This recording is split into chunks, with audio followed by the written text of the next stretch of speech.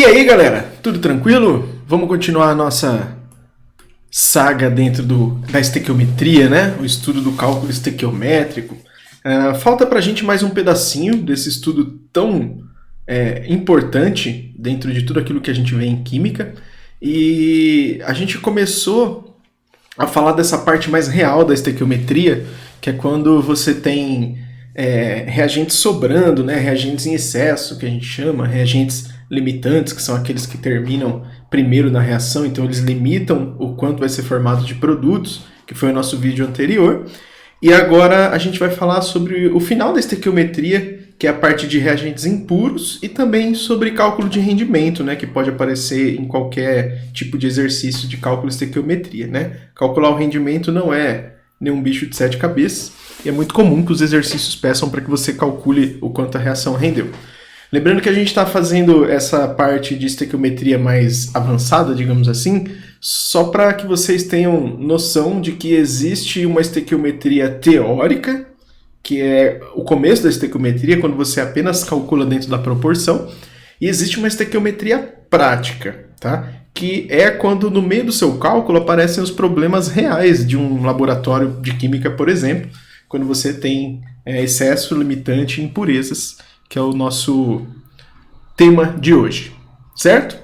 Então vamos para a aula, né? Muito bem, galera, muito bem.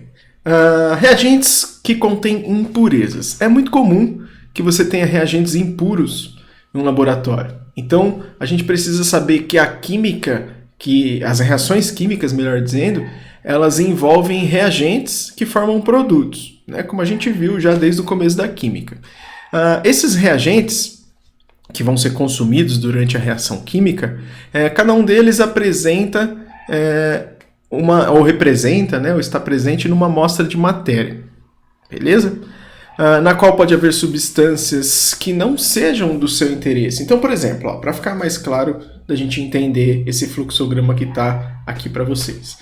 Digamos que seja extraído uma amostra de minério de ferro, né, de um determinado local, e levado para uma siderúrgica para produzir lá ferro. Só que no minério de ferro não tem só ferro, né?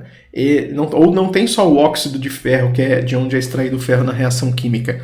Tem também outras coisas que estão lá no meio do mineral, né? Vai ter terra, vai ter pedaços de pedra, vai ter outras porções de elementos químicos que a gente não quer no produto final, que seria o ferro. Então esse reagente, essa matéria-prima bruta, ela está impura. E quando eu for calcular a quantidade de produtos que eu vou formar, eu não posso considerar a massa impura, porque a massa impura não forma ferro. Deu para entender o exemplo? Então tudo que se faz, ou quase tudo que se faz dentro de reações químicas, envolve no meio do reagente uma porção dele que a gente não quer, então ela não entra no cálculo. Ou seja, antes de começar a calcular o exercício, se ele te falar que o reagente é impuro, ele vai te dar uma porcentagem e você desconta aquela porcentagem impura. Certo? Ou ele vai te dar a quantidade de produtos formados no final, e aí você consegue descobrir, então, pelo produto formado, o quanto impuro era o meu reagente. Beleza? Mas a gente vai fazer exercícios aqui já já. Tá? Então, outras substâncias que não são aquelas de interesse são as impurezas presentes na amostra. Olha que exercício bonitinho, tá? A estequiometria, o cálculo estequiométrico, ela envolve pouca teoria, tá? É mais prática mesmo, e exercício que vai fazer a gente entender melhor os tipos de exercícios. Então, por exemplo, determine a massa de ferro que pode ser obtida a partir de 1.000 toneladas, de minério hematita contendo 80% de óxido de ferro 3. Então é exatamente o exemplo que a gente estava conversando agora. Ó. Você vai lá e extrai na natureza 1.000 toneladas do minério de ferro, da hematita. Só que dentro do minério de ferro, 80% é óxido de ferro. E é do óxido de ferro que é extraído o ferro. Então, a reação está aqui. Ó. Se você pegar o óxido de ferro e reagir com monóxido de carbono, isso vai formar ferro e dióxido de carbono. Ou seja, a reação que forma o ferro, ela envolve o óxido de ferro apenas. Certo? Mas o exercício me disse aqui, ó, deixa eu grifar aqui para vocês, que só 80% dessa amostra é de fato óxido de ferro, certo? Mas qual que é a massa que eu tenho total? Eu tenho 1.000 toneladas. Então, antes de fazer o cálculo estequiométrico, como a gente está acostumado a fazer, eu preciso primeiro fazer um cálculo que é o seguinte. Se 1.000 toneladas... Esse cálculo vai aparecer aqui no slide também, tá? Só estou rabiscando aqui um pouquinho para a gente entender melhor. Se 1.000 toneladas é a massa total que eu tenho, 1.000 toneladas é 100%. Mas ele me deu a informação de que só 80% disso é, de fato, o óxido de ferro que eu preciso. Então isso daqui vai me dar uma massa M, e é esta massa M... Parece ser um risco aqui absurdo. Deixa eu ler.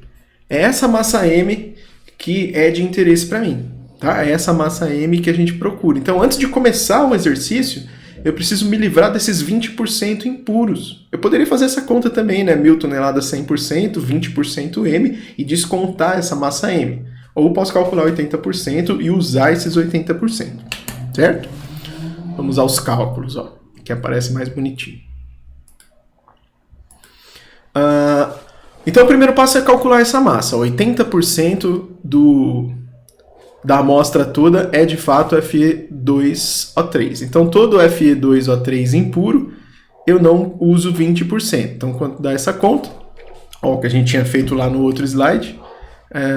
Se a gente sabe que 80% é o que eu preciso, aqui está chamando a massa em gramas, tá? Lá estava em toneladas, então aqui a gente tem 10 a nona gramas, né? Então isso daqui vai dar 8 vezes 10 a oitava gramas de Fe2O3. Olha que letra feia, certo? Essa é a massa pura do Fe2O3. Então é isso que eu vou usar no meu exercício. Quando eu for terminar o cálculo aqui, ó, que o cálculo está mais bonitinho para nós, ó. Pela proporção, pelo balanceamento, eu sei que 1 mol desse, ó, 1 mol desse, forma 2 mol desse. Mas como o exercício envolve massa, ó, e não mol, a gente vai passar essa proporção que está em mol para massa, certo? Então aí você vai ter 160 gramas. Alex, de onde veio esses 160 gramas? É a massa de 1 mol de Fe2O3, ó. Cada átomo de ferro, isso o exercício te daria, tá? Numa prova de vestibular ou uma tabela periódica, mas cada átomo de ferro tem massa 56 gramas por mol. Cada átomo de oxigênio tem massa de 16 gramas por mol. Então, se você fizer 56 vezes 2, você vai ter a massa só do ferro. E somar a isso 16 vezes 3, você vai ter a massa de oxigênio, tá? 56 vezes 2 costuma dar 112, né? E a gente vai somar isso a 16 vezes 3, que costuma dar 48. Por isso que a massa que está escrito ali é uma massa de 160 gramas, tá? É gramas por mol. Então a gente tem a massa, como aqui a proporção é 1 mol, então a massa vai ser 160 gramas, que é gramas para cada mol. Beleza. Feito isso, qual que é o outro lado da reação? 2 vezes a massa do ferro, que a gente já anotou ali, que é 56 gramas por mol. Então aqui uma molécula simples, né, que contém só ferro, 2 vezes 56. Então se 160 gramas forma 2 vezes 56, né, que é 112, para formar toda aquela massa que a gente viu, que são os 80% da massa da amostra, né, de óxido de ferro, que é a massa pura, eu preciso de Y gramas, Y gramas de ferro, certo? Então, assim, o cálculo acaba sendo igual ao cálculo lá do começo, o cálculo simples. Qual que é a única diferença? Antes de fazer o cálculo, a gente tirou a porcentagem impura. Então, essa massa que aparece aqui, ó, de novo apareceu esse risco aqui, que eu não sei porque que está fazendo. Mas essa massa que aparece aqui é a massa pura.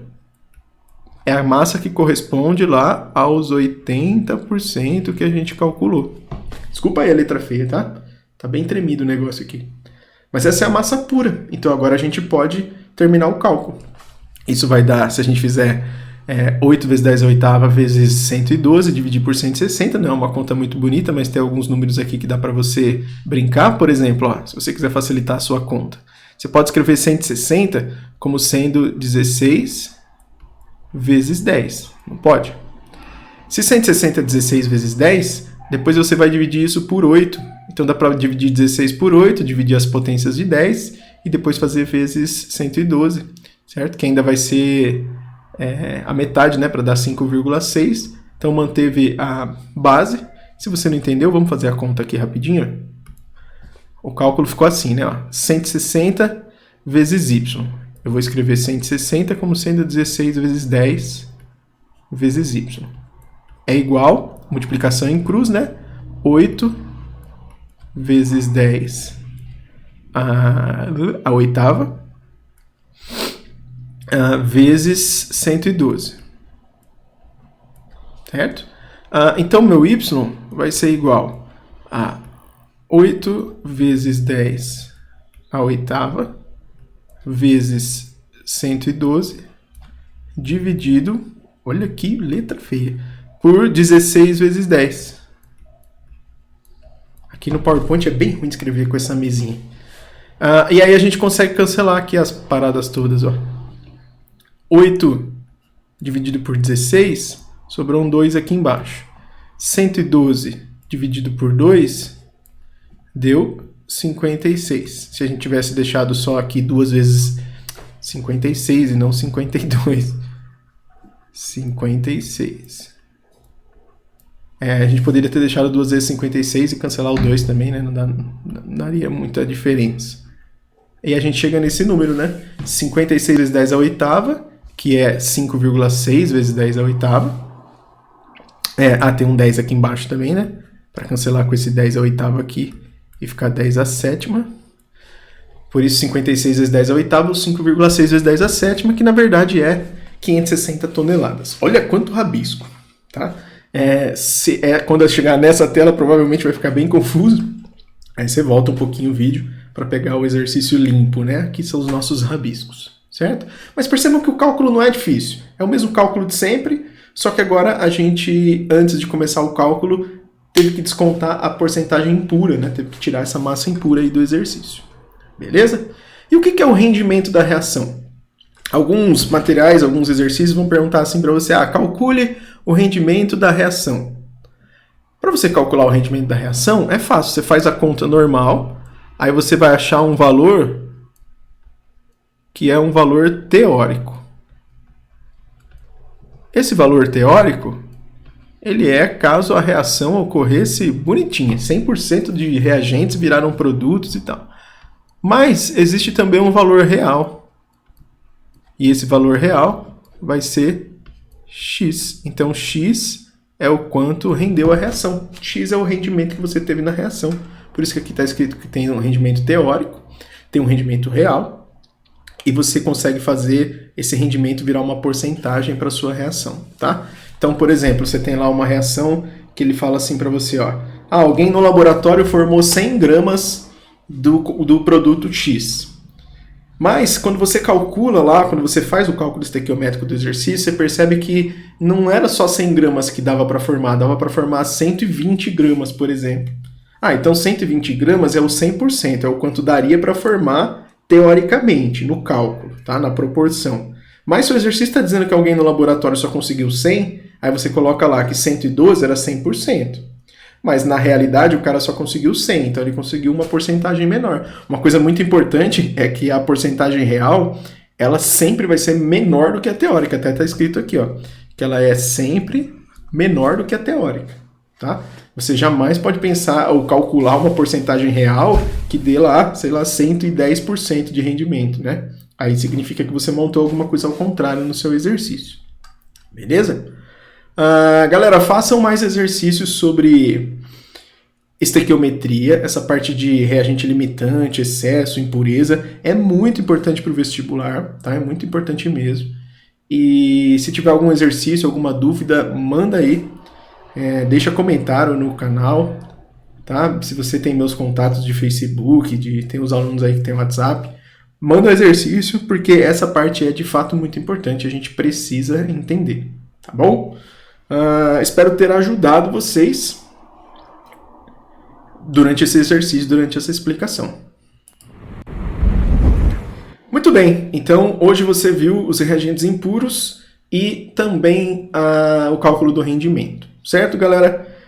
Cuidem-se, façam bastante exercícios e qualquer dúvida eu estou aí à disposição. Um abraço.